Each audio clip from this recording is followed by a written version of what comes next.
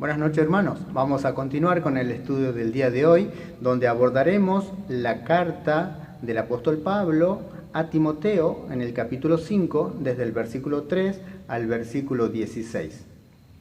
Y vamos a ver cómo en esta carta, recordando que Pablo había escrito esta carta a su amigo Timoteo, que al parecer era pastor, era anciano en la iglesia de Éfeso. Y es por eso de que esta carta es una de las que encasilla dentro de las que se llaman cartas pastorales, porque está escrita desde un pastor viejo como Pablo a uno joven como era Timoteo. El capítulo 5, que es el que nos toca abordar en esta noche, trata de cómo debe ser el trato, valga la redundancia, con los diferentes grupos en la iglesia.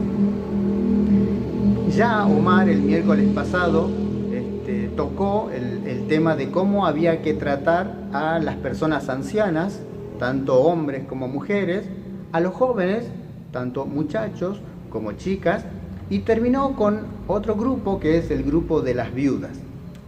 Bueno, esta noche lo que vamos a hacer es, vamos a continuar, vamos a ahondar un poquito más en el tema de este último grupo que son las viudas. ¿Cómo debemos tratar en la iglesia a las viudas? Y yo me preguntaba, ¿por qué para el apóstol era tan importante este grupo, las viudas? Debemos tener en cuenta que el pueblo de Israel, que era el que pertenecía a Pablo, desde sus orígenes, ya en el Antiguo Testamento, desde los patriarcas, pasando por Moisés y la ley, por los salmos, por los profetas, Dios instruía a su pueblo a que atiendan a estos grupos minoritarios o más desvalidos como eran los extranjeros, los huérfanos y las viudas. Sí, todo el Antiguo Testamento siempre hacía énfasis en estos grupos, los extranjeros, los huérfanos y las viudas. Es por eso de que los del pueblo de Israel ya tenían arraigado de que era su deber ocuparse de las viudas, que es el tema que vamos a abordar en esta noche. Luego, llegando ya al Nuevo Testamento, Jesús también toca el tema y luego de Jesús, la iglesia primitiva también lo hace. Y en sus orígenes bien primarios, ya en Hechos capítulo 6, versículo 1, ¿se acuerdan que vimos hace unos miércoles pasados cuando tocamos el tema de los diáconos? Que ahí ya se tocaba y se veía el problema o la forma de tratar a las viudas en la iglesia. Y me gustaría que me acompañen. Veamos Hechos capítulo 6, versículo 1, que dice: En aquellos días, como creciera el número de los discípulos, hubo murmuraciones de los griegos contra los hebreos de que las viudas de aquellos eran desatendidas en la distribución diaria. No vamos a hablar en este momento de qué eran estos dos grupos, los griegos y los hebreos, pero era básicamente dos grupos diferentes dentro de la misma iglesia. Y unos se quejaban de que a sus viudas no se las trataba como a las otras, como a las viudas del otro grupo. Y esto desemboca en la designación de los diáconos para que solucionen ese problema. Pero ya la iglesia, los miembros de esa iglesia, ya esperaban que sus viudas sean atendidas por la iglesia. Bueno, el párrafo que nos toca estudiar ahora ya ahonda y profundiza este tema. Y es lo que nos va a dar luz a nosotros como iglesia en estos tiempos para ver qué hacer con este grupo de personas, de hermanos en la iglesia que son las viudas. Y vamos a ver que hay tres grupos de viudas, según este párrafo, tres grupos de viudas a las cuales hay que tratarlas de diferente manera con respecto a un tema que es la cobertura, la provisión, la mantención de ellas. Y vamos a empezar con el versículo 3, primera de Timoteo 5, versículo 3. Y dice así: honra a las viudas que en verdad lo son. Honra a las viudas que en verdad lo son. Empieza diciendo honra. Y la palabra honra acá hace alusión al respeto, al buen trato, a la misericordia, a la amabilidad con que había que dirigirse a las viudas. Dice, honra a las viudas que en verdad lo son. ¿Por qué dice a las viudas que en verdad lo son? Cualquier mujer que ha perdido a su esposo es una viuda. No hay viudas de mentira. Bueno, en realidad acá otras traducciones lo clarifican mejor. Quiere decir viudas que en verdad están solas y necesitan. Viudas que en verdad están solas, o sea que no tienen familia y tienen necesidad. Por eso cuando dice a las viudas que en verdad lo son estas viudas, que no tienen cobertura de ninguna manera. Y es por eso de que cuando dice honra, no significa una ayuda como un mendigo para sacárselas de encima o para que ya no me moleste, no, sino porque se merecen esa ayuda. Son mujeres que ya toda una vida han hecho su trabajo y ahora ya en la vejez necesitan esa cobertura. Necesitan y se la merecen. Versículo 4. Si alguna viuda tiene hijos o nietos, aprendan estos primero a ser piadosos para con su propia familia y a recompensar a sus padres, porque esto es lo bueno y agradable delante de Dios. Pero si alguna viuda tiene hijos o nietos, aprendan estos primero, dice. La Escritura lo que nos enseña es que quien tiene primeramente la responsabilidad de atender a las viudas son sus hijos o sus nietos. Ellos son los que tienen la responsabilidad de sostener a estas viudas. No está diciendo nada todavía de la iglesia, dice que sus hijos y sus nietos. Por eso es que dice, aprendan estos primero a ser piadosos para con su propia familia y recompensar a sus padres. ¿Por qué recompensar? Porque esta madre ya los crió, ya gastó dinero, gastó tiempo, gastó salud para criar esos hijos. Entonces ahora estos hijos son los que tienen que recompensar, dice acá la palabra, a esa madre ya viuda. Y termina diciendo, porque esto es lo bueno y agradable delante de Dios. Esa es la voluntad de Dios, que sus hijos sostengan a su madre viuda sobre todo. Versículo 5. Mas la que en verdad es viuda y ha quedado sola, espera en Dios y es diligente en súplicas y oraciones noche y día. Mas la que en verdad es viuda y ha quedado sola, espera en Dios. En estos tiempos, gracias a Dios, la humanidad ya ha avanzado en estos temas.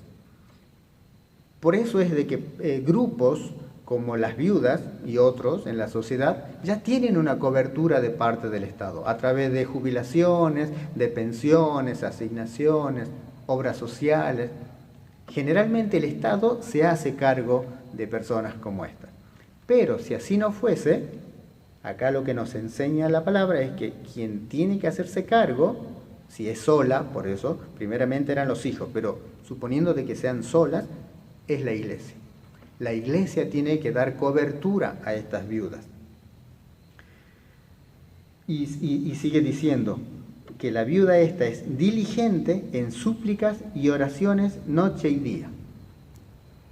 ¿Por qué la iglesia tiene que hacerse cargo? Porque una viuda de esta característica, que es sola y no tiene ninguna cobertura, ¿cuál es su única esperanza?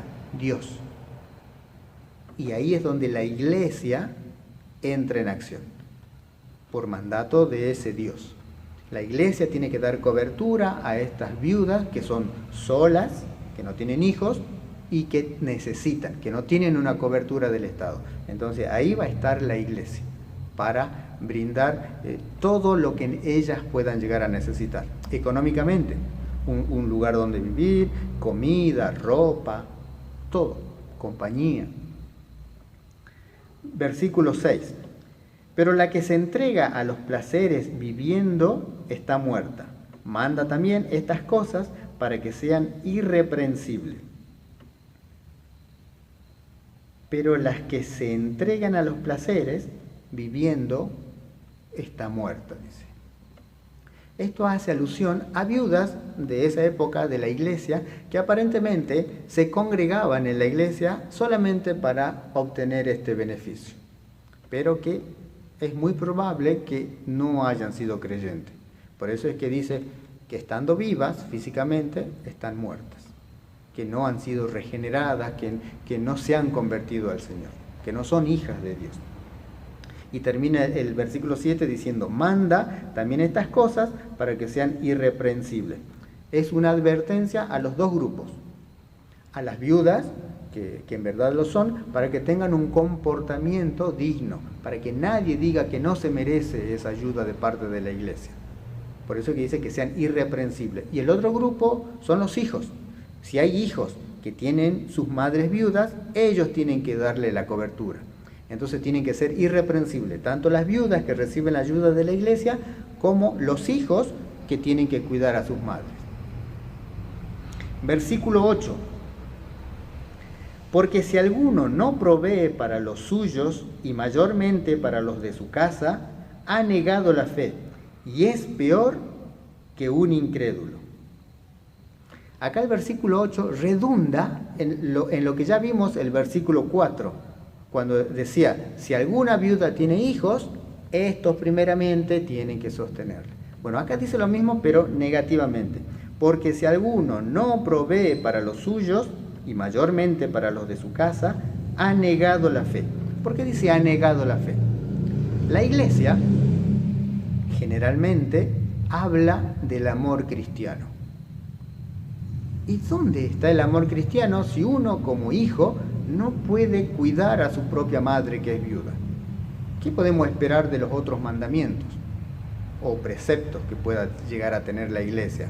O cosas que se espera de un cristiano, si no es capaz de cuidar a su propia madre. Por eso es que dice, ha negado la fe. Y ya en Santiago 1:27, ahí menciona bien específicamente este tema, cuando dice, la verdadera religión es visitar a la viuda en su necesidad. Y termina diciendo, y es peor que un incrédulo. ¿Por qué? Porque los incrédulos, los inconversos, los que no asisten a la iglesia, estos sí lo hacen, sí cuidan de su madre. Entonces, ¿cómo puede ser de que un creyente no lo haga? Por eso es que el versículo dice, ha negado su fe y es peor que un incrédulo. Entonces, lo que se espera es que su hijo cuide de su madre, con honra. Versículo 9. Este versículo empieza a tratar el otro grupo de viudas. Hasta el versículo 8 hemos visto las viudas que necesitan. Desde el versículo 9, incluido el 10, trata un grupo que se llaman las viudas de la lista. Y vamos a ver qué es esto. Versículo 9. Sea puesta en la lista solo la viuda no menor de 60 años que haya sido esposa de un solo marido, que tenga testimonio de buenas obras, si ha criado hijos, si ha practicado la hospitalidad, si ha lavado los pies de los santos, si ha socorrido a los afligidos, si ha practicado toda buena obra. ¿A qué lista se refiere acá la palabra? Dice el versículo 9, sea puesta en la lista. ¿A qué hará referencia? ¿A la lista de viudas que la iglesia tiene que sostener? No. En realidad acá hace mención a un ministerio que al parecer ya practicaban las iglesias de aquella época, que era un ministerio compuesto solo por viudas, que era un ministerio que se dedicaba a hacer lo que naturalmente le sale a cualquier mujer en una iglesia, que es ayudar a servir. Ayudaban en la limpieza, en la cocina, visitando a personas necesitadas, otras viudas. Entonces esto parece que se había organizado en un ministerio que era un ministerio formado solamente por viudas. Por eso es que dice, sea puesta en la lista solo la viuda no menor a 60 años, o sea, viudas de más de 60 años. Que hayan sido esposas de un solo marido, esposas de un solo marido. Y en realidad, esta frase, según los estudiosos, hay dos interpretaciones. Estudiosos como por ejemplo Matthew Henry, que sostienen de que acá lo que dice es literal, esposa de un solo marido, o sea, una mujer que se haya casado, que haya enviudado y nunca más se haya casado. Y otro estudioso, como John MacArthur, que dice que acá en realidad se refiere a que una mujer, mientras haya estado casada, le haya sido fiel a ese esposo, a su hombre, que haya sido mujer de un solo hombre. En realidad no es muy importante para lo que estamos viendo. Y el versículo 10 ya trata una lista de requisitos. Pero volvamos un poquito a lo que era este ministerio. Y para tener un poquito más de idea de este ministerio, acompáñenme en Lucas capítulo 2. Lucas capítulo 2, versículo 36, que este relato se remonta a los tiempos en que el Señor Jesús había nacido y fue con sus padres presentado en el templo. Dice el versículo 36, estaba también allí Ana, profetisa, hija de Fanuel, de la tribu de Aser, de edad muy avanzada, pues había vivido con su marido 7 años desde su virginidad, y era viuda hacía 84 años, y no se apartaba del templo, sirviendo de noche y de día con ayunos y oraciones. Esta Ana era una viuda que cumplía estos requisitos. Era una viuda de un solo marido, porque según lo que acabamos de leer, se casó muy joven y vivió solamente 7 años con su esposo. Enviudó y nunca más se casó. Y dice que servía en el templo. Bueno, esto es lo que hacía este ministerio del que estamos hablando. Al parecer, esta era una costumbre judía, pero luego la iglesia primitiva adoptó esta costumbre y la desarrolló dentro de la iglesia. El versículo 10 ya narra una lista de requisitos. Como por ejemplo que dice que tengan testimonio de buenas obras, que hayan criado hijos. Cuando dicen criado hijos, algunos piensan y sostienen que se refiere a que hayan ayudado a la crianza de otros hijos, de hijos ajenos. Que hayan practicado la hospitalidad, cosa muy importante para el judío. Que haya lavado los pies de los santos, dice. Esto era una práctica desarrollada por los esclavos de esa época, pero que luego la iglesia, los apóstoles, al ver a Jesús que hizo eso por sus amigos, por sus apóstoles, por sus discípulos, adoptaron esta costumbre en la iglesia como un símbolo de humildad. Entonces esperaban que las viudas hagan esto, que haya socorrido a los afligidos, que hayan practicado todas buenas obras. Entonces es una lista de requisitos muy parecida a la que vimos aquella vez cuando tratábamos el tema de ancianos, de diáconos, ¿se acuerdan? Por eso es de que se cree, se sostiene, que acá está hablando de una lista dentro de un ministerio.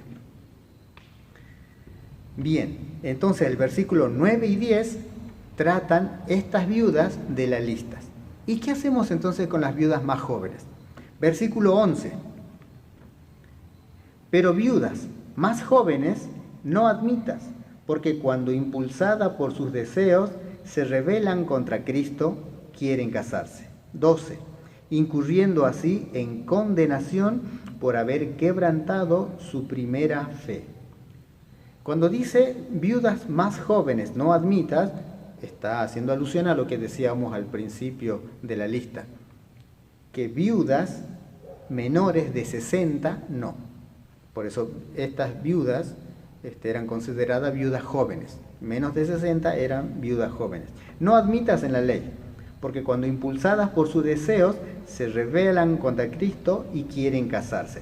Querer casarse no está mal.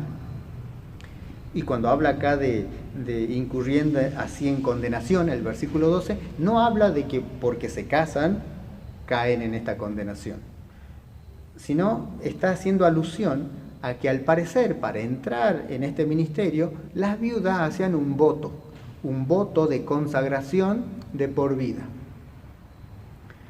Entonces, lo que este versículo está diciendo es de que menores de 60 años no, porque es muy probable de que luego, por sus deseos, sus ganas de querer formar una familia, o porque lleguen a enamorarse, o porque se les presente alguna oportunidad, van a renegar de los votos que han hecho. Entonces van a caer en condenación por haber quebrantado esos votos. A eso hace alusión esto. Versículo 13 nos aclara un poquito más. Dice el 13, y también aprenden a ser ociosas, andando de casa en casa, y no solamente ociosas, sino también chismosas y entrometidas, hablando lo que no deben. Es probable de que viudas jóvenes, cuando entran a este ministerio, cuando entraban al ministerio, cuando hacían estos votos, lo hacían con buenas intenciones. Pero luego perdían ese entusiasmo y dejaban de hacer lo que se habían comprometido a hacer. Entonces, ¿qué pasaba? Se acostumbraban a no hacer nada. Por eso es que dice, aprenden a ser ociosas. Pero no solo ociosas, o sea que no hacían nada, sino de que llevaba a lo otro que dice el versículo, sino que se convertían en chismosas y en entremetidas, dice acá el versículo. Chismosas y entrometidas, decimos nosotros hoy. Y esto, que al principio empezó siendo un ministerio para dar soluciones de alguna forma a algunos problemas en la iglesia, se convertía en un problema para la iglesia. ¿Por qué? Porque hablaban lo que no debían. O sea, metían en problema a las personas, hablaban lo que no tenían que hablar, contaban lo que no tenían que contar. Chismosas. Entonces, por eso es que el versículo dice de que viudas jóvenes dentro de un ministerio así pueden ocasionar esto que estamos viendo acá. ¿Qué hacer entonces con las viudas jóvenes? Versículo 14. Quiero pues que las viudas jóvenes se casen, críen hijos, gobiernen su casa, que no den al adversario ninguna ocasión de maledicencia. Versículo 15. Porque ya algunas se han apartado en pos de Satanás. Por eso es que dicen, para que viudas jóvenes no caigan, no corran el riesgo de fracasar en hacer este tipo de votos, es que es mejor que las viudas jóvenes vuelvan a rehacer su vida, se vuelvan a casar, vuelvan a criar hijos, tengan esa ocupación que es digna de una mujer. Entonces por eso es que dice que las viudas jóvenes se casen y críen hijos, bueno, y todo lo que hemos visto. Porque ya el 15, porque ya algunas se han apartado en pos de Satanás. Al parecer, algunas de estas viudas, perteneciendo a estos ministerios, a este ministerio de viudas, habían renegado de los votos que han hecho y lo rompieron. Se volvieron a casar, pero ya en esta situación se fueron de la iglesia, se apartaron de la iglesia. Por eso es que dice, se fueron en pos de Satanás. En realidad acá lo que está diciendo es que volvieron al mundo. Siendo creyentes, siendo mujeres de Dios, se fueron tras las cosas del mundo. Eso quiere decir. Y dieron ocasión a que la gente del mundo hable mal de la iglesia. Por eso es de que dice, perjudicando el testimonio de la iglesia. Y es lo que pasa en estos tiempos. Cuando hermanos, sean viudas o no, se van de la iglesia, generalmente provocan que hablen mal de la iglesia. Las personas que lo ven, cómo se comportan en el mundo. Porque dicen, mirá a ese que no iba a la iglesia, en este caso, a estas viudas dirían, ¿qué esa no iba a la iglesia? Entonces, perjudica el testimonio de la iglesia.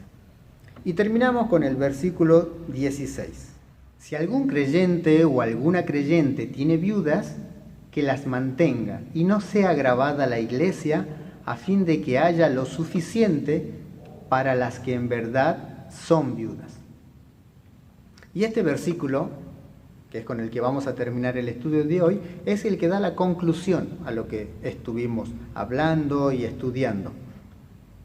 Si algún creyente o alguna creyente tiene viudas, que las mantenga. Es lo que hemos visto en todos los versículos, en algunos versículos anteriores. Quien tiene la responsabilidad de cuidar a las viudas es la familia, sus hijos, sus nietos, sus seres más cercanos, los familiares más cercanos. ¿Para qué? Para que no sea grabada la iglesia, a fin de que la iglesia tenga para ayudar realmente a aquellas viudas que necesitan. En realidad acá los manuscritos originales, cuando dice al principio, si algún creyente o alguna creyente, en realidad los manuscritos originales solamente dice si alguna creyente. Luego agregaron el algún creyente, haciendo alusión a los varones, para hacerlo más universal.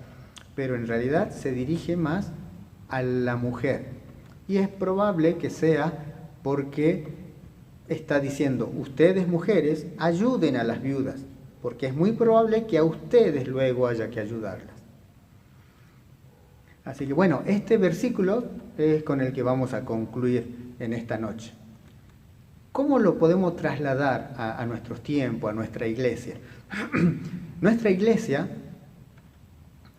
tiene esta cobertura, esta ayuda, no solo con las viudas, sino con cualquier hermano de nuestra congregación que así lo necesite.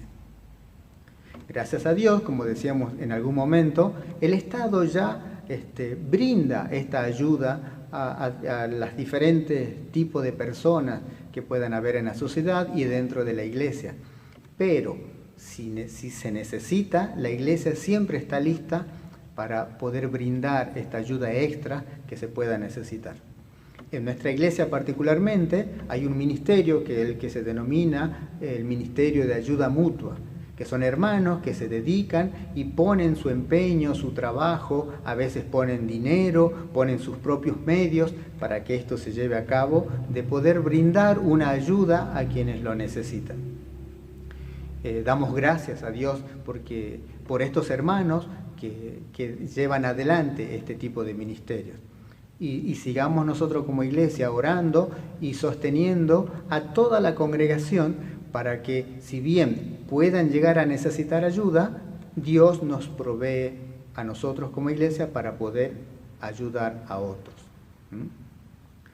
Bien, con esto damos terminado a este capítulo 5 de Primera de Timoteo, donde hemos visto cómo la iglesia tiene que tratar a diferentes tipos de personas. Ya habíamos empezado el miércoles pasado y hemos concluido hoy con cómo debe proceder la iglesia con las viudas. Bien, los invito a que inclinemos nuestras cabezas y tenemos una última oración. Padre Santo, te damos muchas gracias porque eres tú, Señor, el que nos enseñas, el que nos adiestras para ver cómo hacer para proceder con diferentes tipos de personas dentro de la iglesia, como es lo que hemos visto en esta noche. Ayúdanos, danos sabiduría para hacerlo bien, para cumplir, Señor, tu voluntad. Te rogamos que tú proveas a esta iglesia de hermanos para que hagan esta tarea. Ponemos en tus manos a todo el Ministerio de Ayuda Mutua, que son quienes hacen este trabajo tan visible, este trabajo tan esforzado para que podamos estar tranquilos, que como iglesias se atiende a este tipo de personas. Bendícenos, Señor, bendice igualmente a las personas que están atravesando algún tipo de necesidad para que tú les proveas a través de sus familias y en su defecto a través de la iglesia. Te damos muchas gracias, Señor, y alabamos tu nombre por lo que hemos aprendido en esta noche. En el nombre de nuestro Señor Jesús. Amén. Muy bien. Buenas noches, hermanos.